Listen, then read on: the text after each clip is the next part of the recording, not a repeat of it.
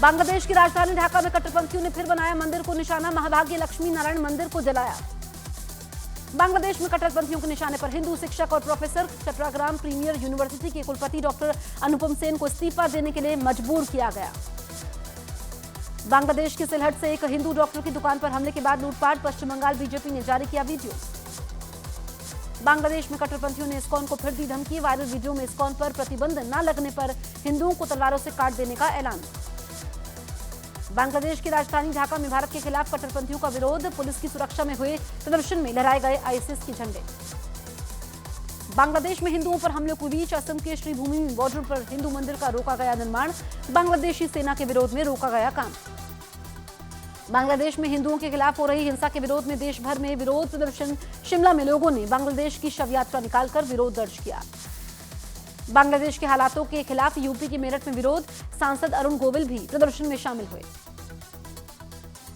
बांग्लादेश को लेकर दिल्ली के उपराज्यपाल वीके सक्सेना ने मुस्लिम धर्मगुरुओं के साथ की बैठक, हिंदुओं के खिलाफ हिंसा को लेकर व्यक्त की चिंता।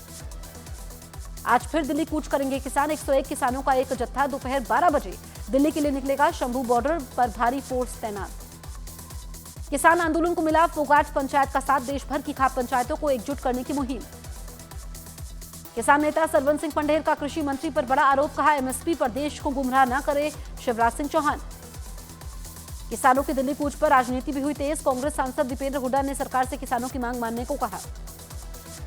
किसान आंदोलन पर बीजेपी नेता मुख्तार अब्बास नकवी का बड़ा बयान, कहा सरकार किसान हित के लिए प्रतिबद्ध, कांग्रेस की प्रायोजित पटकथा नहीं होगी सफल।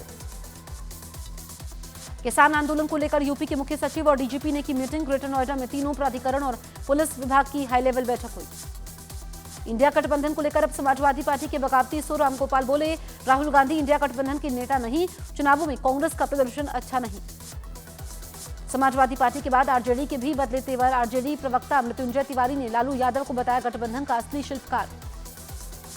इंडिया गठबंधन में मची खींचतान पर बीजेपी ने साधा निशाना, जेपी नड्डा ने कांग्रेस को बताया परजीवी पार्टी, कहा सहारा देने वाले को ही कांग्रेस कर देती है खत्म। कांग्रेस सांसद तारिक अनवर का गठबंधन पर बड़ा बयान, कहा कोई एक पार्टी नहीं कर सकती तय, कोई भी फैसला सर्वसम्मति से होगा।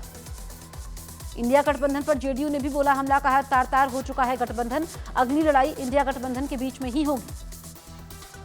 बीजेपी सांसद रवि किशन का इंडिया गठबंधन पर बड़ा हमला, कहा गठबंधन वाले केवल मौका परस्त हैं, चुनाव आया था तो साथ आए थे, लेकिन चुनाव गया तो वापस लौट रहे हैं।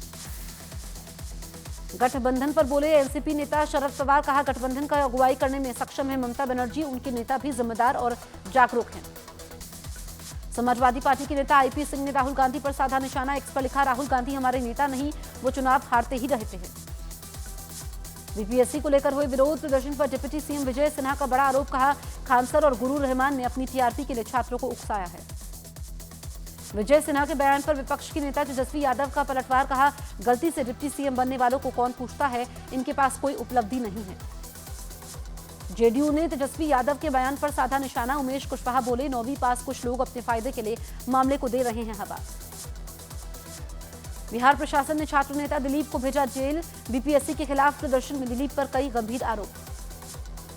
महाराष्ट्र में महाविकास अघाड़ी में भी दरार के आसार, समाजवादी पार्टी विधायक अबू आजमी बोले महाराष्ट्र में अकेले चलना गवारा, लेकिन उद्धव गुट की सांप्रदायिक विचारधारा का हिस्सा नहीं बनेंगे। महाराष्ट्र चुनाव में धांधली के आरोप लगाकर एमवीए ने विधानसभा सदन का किया बहिष्कार, शिवाजी पार्क पर जाकर अलग से माल्यार्पण भी किया। अजीत पवार एनसीपी नेता छगन भुजबल का विपक्ष पर बड़ा हमला, कहा शपथ ग्रहण का विरोध नहीं कर सकता विपक्ष। बीजेपी नेता शुभेंदु अधिकारी ने पश्चिम बंगाल पुलिस लाठीचार्ज का वीडियो शेयर किया, आरोप लगाया नदिया में लव जिहाद का विरोध कर रहे लोगों पर पुलिस ने लाठी जलाई।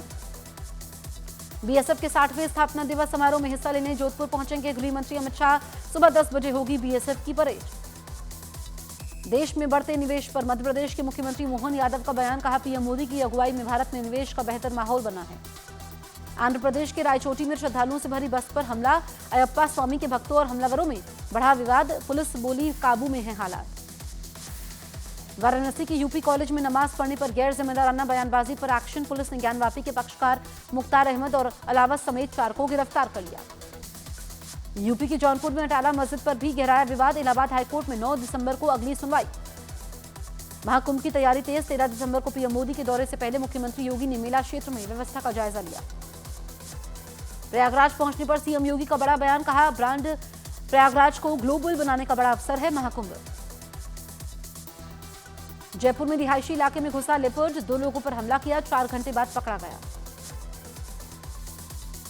पुणे में कबाड़ गोदाम में भीषण आग लगने से हड़कंप मचा, दमकल की कई गाड़ियों ने कई घंटे की मशक्कत के बाद आग पर काबू पाया। अहमदाबाद में बैंक मैनेजर और कस्टमर में टीडीएस काटने को लेकर मारपीट, दोनों पक्षों के बीच जमकर हुई मुक्कालात। मुंबई में तेज रफ्तार पोर्शे कार का फिर दिखा कहर, पोर्शे चला रहे 19 साल के लड़के ने बांद्रा में 4 मोटरसाइकिलों को रौंदा। यूपी के मुरादाबाद में छेड़खानी से परेशान छात्राओं ने आरोपी को जमकर पीटा, बीच सड़क हुई छेड़खानी करने वाले की पिटाई। अमेठी ट्रेन में सीट पर बैठने को लेकर 2 पक्षों में खूनी संघर्ष, इलाज के समय एक आदमी की मौत, 2 दिन पहले हुआ था विवाद। यूपी के सुल्तानपुर में स्कूल जा रहे बच्चे को अगवा करने की कोशिश, ग्रामीणों ने आरोपियों की जमकर की पिटाई। यूपी के हरदोई में तेज रफ्तार ऑटो और मोटरसाइकिल के बीच हुई भीषण टक्कर, हादसे का सीसीटीवी वीडियो आया सामने। पीओके में पाकिस्तान के खिलाफ भारी गुस्सा, सरकार और सेना के खिलाफ बड़ी संख्या में सड़कों पर उतरे लोग। पाकिस्तान में फिर दिखा मसूद अजहर, कश्मीर पर उगला जहर, भारत ने कहा मसूद अजहर यूएन घोषित आतंकवादी है, सख्त कार्रवाई हो। रूस यूक्रेन जंग के बीच पेरिस में सबसे बड़ी मुलाकात, अमेरिका के होने वाले राष्ट्रपति डोनाल्ड ट्रंप से मिले यूक्रेन के राष्ट्रपति जेलेंस्की, बैठक में फ्रांस के राष्ट्रपति मैक्रो भी शामिल रहे। सीरिया में 2 बड़े शहरों पर विद्रोहियों का कब्जा, राजधानी दमिश्क की तरफ बढ़ रहे लड़ाके, सेना ने रोकने के लिए हाईवे को बम से उड़ाया।